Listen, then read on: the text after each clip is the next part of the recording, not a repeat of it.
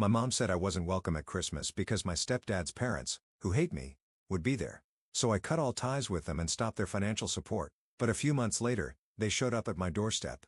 I've always hated phone calls that start with a long pause. They never bring good news. 3 days before Christmas, my mom's hesitation on the other end of the line told me everything I needed to know before she even said it. "Erica, honey, I think it would be better if you didn't come home for Christmas this year." I nearly dropped my coffee mug. "Mom, what are you talking about? It's just, well, Richard's parents are coming, and they don't want to see you. And they've made it quite clear." I sank down onto my couch, trying to process what I was hearing.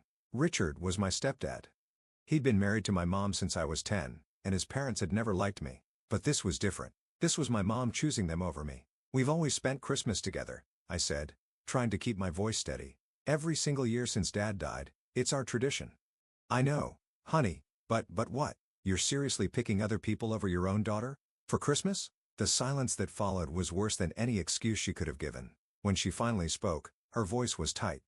"Erica, they've threatened to cut Richard out of their will if they find out we're still in contact with you. They told us they won't leave him an inheritance and will stop talking to us altogether. So this is about money?" I was merely shouting no. "It's not just that," she said quickly. "I've told them that we haven't been in touch with you for years. I need you to go along with this. It's just this once." I laughed, but there was no humor in it. "You want me to pretend I don't exist in your life? That's your solution?" "Richard's parents are difficult people, Erica. They're spiteful and stubborn. We need to make sure they believe no one in the family talks to you anymore. You need to understand." I hung up. I couldn't listen anymore. To understand why Richard's parents hated me so much, you'd have to go back more than 20 years. My real dad died in a car accident when I was 4. For 6 years, it was just Mom and me against the world. Then she met Richard, a widower with a 9-year-old daughter named Hannah. When they got married, Richard and Hannah moved into our house. Things were okay at first. Hannah and I got along well enough. We argued sometimes like sisters do, throwing pillows at each other and fighting over who got the remote. Normal kid stuff. Richard's parents, though, they hated me from day one. They called me rude and ill-mannered. It's obvious she grew up without a father. They'd say right in front of me, like I wasn't even there. When they visited, they'd bring presents for Hannah and nothing for me. They'd talk around me, through me, but never to me. The worst of it happened when I was 14. Mom and Richard went on vacation, leaving Hannah and me with Richard's parents. Usually, we'd stay with my Aunt Sarah, Mom's sister, but she was busy that time. Richard's parents weren't happy about having us, especially me, but they reluctantly agreed. After a week cooped up together, Hannah and I got into a fight over the laptop. We were both bored out of our minds, and tensions were high. During the argument, I pushed her, not hard, just a shove. But she lost her balance, fell awkwardly, and broke her arm. The scream that came out of Hannah was blood-curdling. Her grandparents came running. Her grandfather whisked her off to the hospital while her grandmother called Richard, hysterical. "You need to come home right now," she shrieked into the phone. "Erica beat Hannah badly and broke her arm. She needs to be in a psychiatric clinic. She's completely out of control." After that call, everything changed. They locked me in a bedroom, took my phone, and only opened the door to slide in meals. They called me a rabid animal and threatened me with juvenile detention. Mom and Richard cut their vacation short and came home 3 days later. Richard was furious, said he couldn't trust himself to be around me. They sent me to stay with Aunt Sarah for 2 months. When I finally came home, Richard barely spoke to me. Hannah and I made up quickly. Ironically, the incident brought us closer. My parents forced me into therapy for anger issues I never had. The atmosphere at home was suffocating after that. When I turned 18 and left for college in another city, it felt like escaping prison. During college, I only kept in touch with Mom and Hannah. I studied administration and management, working my ass off to make something of myself. In my junior year, my friend Olivia and I got internships at her dad's restaurant chain. I put together a development plan that shocked everyone when it actually worked. Profits jumped within months. After graduation, Olivia's dad offered me a job. He was handing the restaurant management company over to Olivia, and she wanted me as her executive director. I'd be responsible for business development and modernization, essentially her right-hand woman. Olivia and I transformed that restaurant chain. We set up food delivery services, developed a mobile app, and created workspaces where customers could use laptops while ordering food. We started cooking classes, installed live feed cameras in the kitchens to show off how clean and efficient they were, and designed special zones for selfies in each restaurant. Young people started flooding in. We kept the old customers and attracted tons of new ones. Business boomed, and suddenly I had a salary I'd never dreamed of. For the first time in my life, I had savings. That's when Mom called about Richard's job problems. He's been let go, she explained.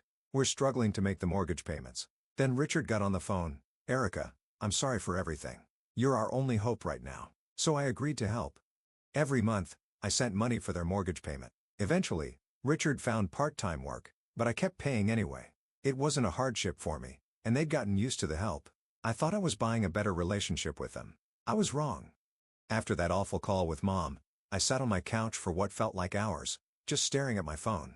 My thoughts were a mess. I needed to talk to someone who'd understand. I dialed Hannah's number. Hey, sis. What's up? Hannah's cheerful voice was such a contrast to how I was feeling. Mom just called, I said, my voice shaking a little. She told me not to come home for Christmas because your grandparents will be there. Your grandparents threatened to cut Richard out of their will if they found out they still talk to me. Apparently, she's been telling them for years that they don't have any contact with me. That's bullshit, Hannah rarely cursed. What the hell is wrong with them? She wants me to play along, I continued. Pretend I'm not part of the family anymore, so your grandparents will leave them money someday. Well, the hell with it, Hannah said firmly. If you're not welcome there, then I'm not coming either. If they're choosing money over you, then they can do Christmas without both of us. Tears welled up in my eyes. After everything we'd been through, Hannah was still the one person in my family who had my back unconditionally. After hanging up with Hannah, I felt slightly better. I called a few friends who I knew didn't have family plans for Christmas. By the end of the night, I had organized an impromptu orphan Christmas at my apartment with Hannah and 5 friends. The day before Christmas, Hannah arrived with a small suitcase and a bag full of decorations. I raided the dollar store, she said, dumping glittery ornaments and tinsel on my coffee table. Your place needs some Christmas spirit. We spent the evening decorating my apartment, drinking wine, and catching up. Neither of us mentioned Mom or Richard or the inheritance situation. For a few hours, it was just like old times. Christmas Day was nothing like the formal, tense affairs we'd grown up with at home. My friends arrived around noon, each bringing food, drinks, or games. We ate too much, laughed too loud, and drank probably more than we should have. It wasn't traditional, but it was real. By the end of the night, even Hannah admitted it was the best Christmas she'd had in years. But of course, reality has a way of intruding. While scrolling through Instagram before bed, I saw a post from Mom. There she was, smiling next to Richard's parents in their living room, everyone wearing matching Christmas sweaters. The caption read, "So blessed to spend this special day with family." Family. The word felt like a knife twisting in my gut. I wasn't family anymore. I was an inconvenient truth to be hidden away. I couldn't sleep that night. The Instagram post kept replaying in my mind, along with every monthly mortgage payment I'd been making. Every time I sent that money, I thought I was healing old wounds, building bridges. Now I realized I'd just been buying the illusion of family. The next morning, I made a decision. I opened my banking app and canceled the automatic transfer to my parents' mortgage account. Maybe it was petty, but I was done being used. 2 weeks passed. I threw myself into work, grateful for the post-holiday rush of new restaurant customers with their New Year's resolutions to try new places. Olivia and I were working on plans to open a new location, and I welcomed the distraction. Then Mom called. I almost didn't answer, but some part of me wanted to hear what she had to say. Erica, there's a problem with the mortgage payment, she said without even saying hello. Did you forget to send it? I didn't forget, I replied, keeping my voice steady. I canceled it. There was a beat of silence. What do you mean? You canceled it? I mean, I'm not paying your mortgage anymore, but we're counting on that money. Her voice rose in panic. The payment is due today. You should have thought about that before you betrayed me for your in-laws' money, I said. You chose them over me. Now you can ask them to pay your mortgage. This is about Christmas? Erica, you're being childish. We explained why. You explained that money is more important to you than I am. Message received. Her tone changed then, from panicked to accusatory. I know what you did, you know. You convinced Hannah not to come for Christmas. You turned her against us. What? I didn't. Do you know what I had to tell Richard's parents? That she was seriously ill. I had to lie and make up a whole story because of you. I couldn't believe what I was hearing. You've gone mad because of this inheritance thing. Normal people don't invent illnesses for their children, Mom. They don't disown them for money. You have no idea what you're talking about, she spat. After everything we've done for you. What exactly have you done for me lately, Mom? Besides kick me out of Christmas and lie about my existence? She hung up on me. The next few months were quiet. Mom didn't call again, and I didn't reach out. Hannah kept in touch, visiting whenever she could. She'd become my only real connection to my old life, the only family member who hadn't betrayed me. I focused on work, throwing myself into new projects. Olivia and I expanded our restaurant brand, opening a new location across town. Business was good, life was stable, but there was still a hollow feeling when I thought about my family. Then one evening in late April, Hannah called. "Hey, I'm gonna come visit you tomorrow. That okay?" Something in her voice sounded off, but I didn't push it. Hannah had always been direct when she wanted to be. The next day, just after 12, my doorbell rang. I opened it to find not just Hannah, but Mom and Richard standing there too. "What the hell?" I stepped back, almost slamming the door. Hannah held up her hands. "Hear them out. Erica, please." Looking at their faces, Mom's anxious, Richard's uncomfortable, Hannah's pleading, I knew this wasn't going to be a short conversation. They filed into my living room like strangers, which I guess they kind of were at this point. Mom clutched her purse to her chest. Richard stood awkwardly by the window. Hannah cleared her throat, so I think Mom and Dad have something they want to say. Mom took a deep breath. "Erica, we came to apologize. What I did, at Christmas was wrong." I waited for more, but she seemed to think that was enough. "That's it?" I finally asked. "We miss you," Richard added. "The house isn't the same without you dropping by. The house I wasn't welcome in at Christmas? The house where you pretend I don't exist whenever your parents visit?" My voice was rising, and I didn't care. "You're gonna have to do better than we miss you." Hannah touched my arm. "Let him finish, Erica." Mom smiled awkwardly. "You're right to be angry. We betrayed you. I betrayed you. I put money ahead of my own daughter, and I've been sick about it ever since." "We don't need your financial help anymore," Richard said. "I found a new job better than the old one. We're managing the mortgage payments just fine. That's not why we're here." "Then why are you here?" I asked. "Because we're family," Mom said, her voice cracking. "And we almost threw that away for what? For my in-laws' approval? For money we might get someday?" It was wrong. Something about her sincerity gave me pause. I've been ready for excuses, for guilt trips, for manipulations. I wasn't prepared for genuine remorse. "What about your parents?" I asked Richard. "They still planning to write you out of the will if they find out we talk?" Richard looked down at his hands. "I called them after you stopped sending money. Told them I wasn't going to pretend anymore, that you're my daughter too.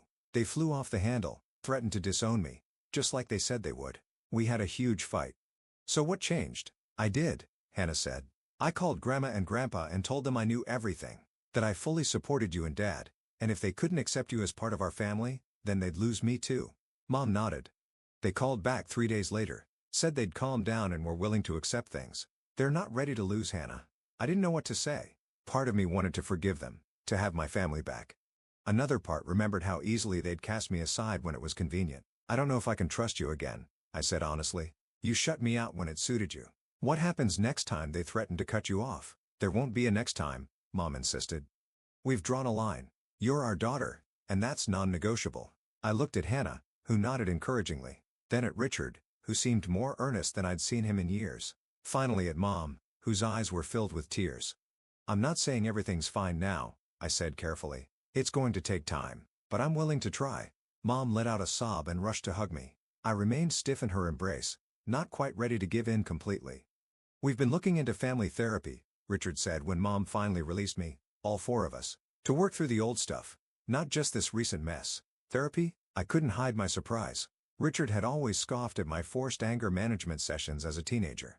"It was Dad's idea," Hannah said, looking proud of him. "He says we all have baggage we need to unpack." "I should have stood up for you years ago," Richard admitted, "after the accident with Hannah's arm. I knew it wasn't your fault, but I let my parents dictate how I treated you. That wasn't right."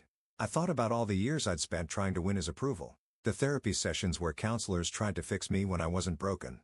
The way I'd financially supported them even after all that, hoping it would make them love me. That evening stretched into hours of painful but necessary conversation. We talked about old wounds I thought had scarred over but clearly hadn't. About the Christmas betrayal that had been the last straw. About what it would take to rebuild trust. By the time they left, we had a plan. Weekly family therapy sessions starting the following month. Regular dinners, just the 4 of us, no in-laws allowed.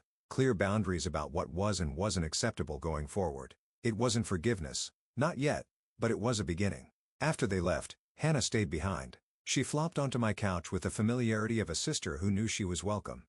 "You okay?" she asked. "I don't know," I answered honestly. Part of me wants to believe them. Another part is waiting for the other shoe to drop. "I get that." She picked at a loose thread on my throw pillow. "For what it's worth, I think they mean it this time. You should have seen Mom after Christmas. She was a mess. Kept saying she'd made a horrible mistake." "Did they ask you to arrange this?" Hannah shook her head. "It was my idea. I was tired of being the go-between." Of hearing them talk about how much they missed you while knowing they'd hurt you so badly. I leaned back, suddenly exhausted. I'm not sure family therapy is going to fix everything. Probably not, Hannah agreed, but it's a step. And I'll be there too, making sure they don't backslide. I smiled at my sister, my real sister, regardless of blood. When did you get so wise? Learned from the best, she said, nudging my shoulder with hers. You never gave up on me, even when we were kids and I was a total brat. Now it's my turn to not give up on this family. That night, after Hannah left, I sat alone in my apartment thinking about second chances. About family, both the one you're born into and the one you choose. About forgiveness. I wasn't sure if I was ready to fully let my parents back in. Trust, once broken, doesn't mend easily.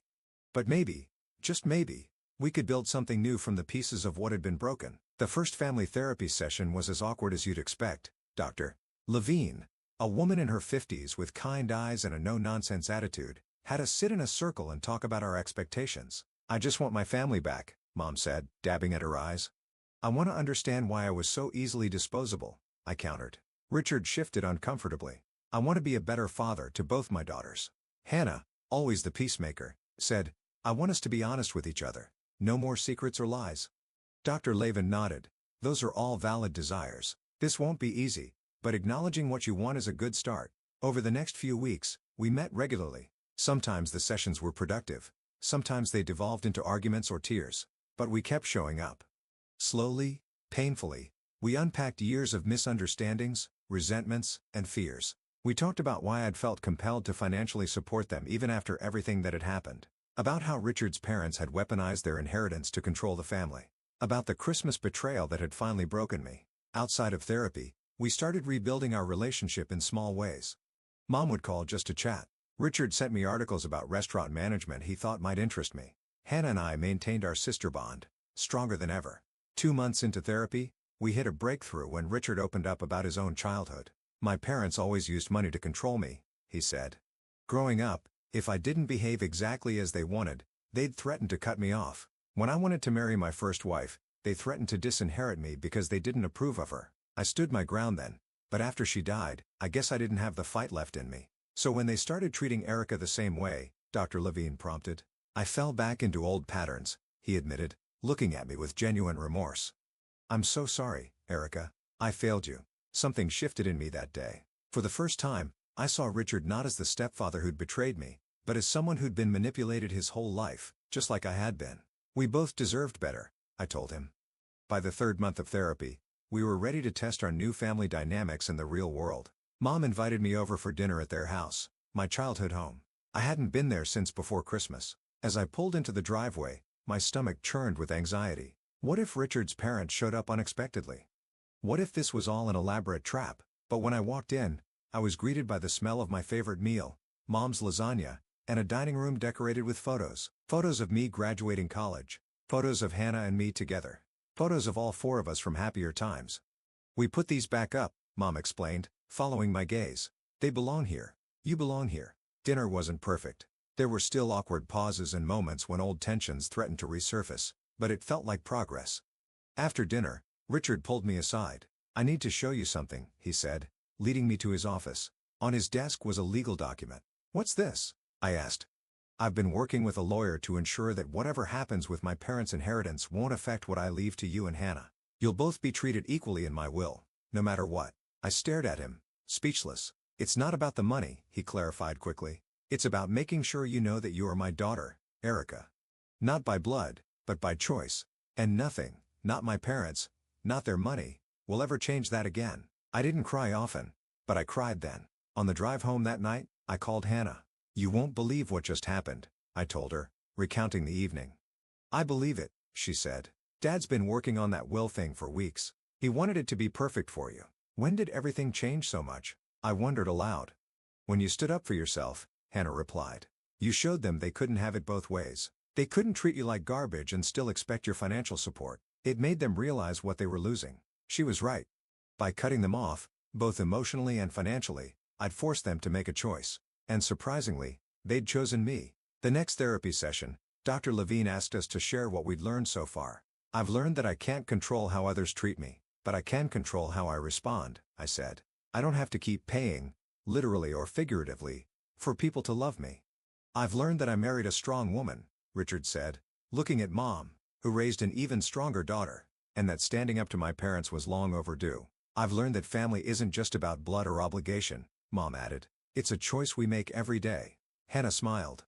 I've learned that my sister is a badass who doesn't take crap from anyone anymore. We all laughed at that. 6 months after the Christmas that almost destroyed our family, we all went to dinner at a new restaurant my company had opened.